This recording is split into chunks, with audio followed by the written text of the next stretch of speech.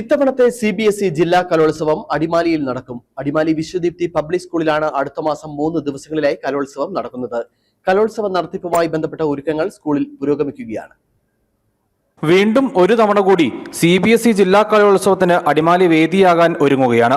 Adimali Vishwadeepthi public സ്കൂളിൽ അടുത്ത മാസം 13, 19, 20 തീയതികളിലാണ് കലോത്സവം നടക്കുന്നത്.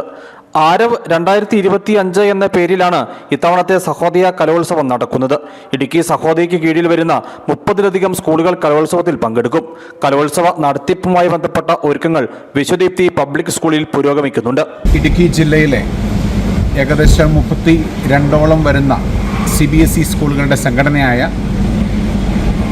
ഇടുക്കി സഹോദയയുടെ നേതൃത്വത്തിലുള്ള സ്കൂൾ കലോത്സവം അടുത്ത മാസം 13, 19, 20 തീയതികളിൽ വിശ്വദീപ്തിയിൽ വെച്ച് നടത്തപ്പെടുകയാണ്. ഈ വർഷത്തെ കലോത്സവത്തിന് നാമകരണം ചെയ്തിരിക്കുന്നത് ആരവ് 2025 എന്ന പേരിലാണ്. 35ഓളം സ്കൂളുകൾ പങ്കെടുക്കുന്ന ഈ കലോത്സവത്തിൽ ഒത്തിരിയേറെ കലാകാരന്മാർ അവരുടെ കഴിവുകൾ ഇവിടെ മാറ്റുരയ്ക്കുന്നതാണ്.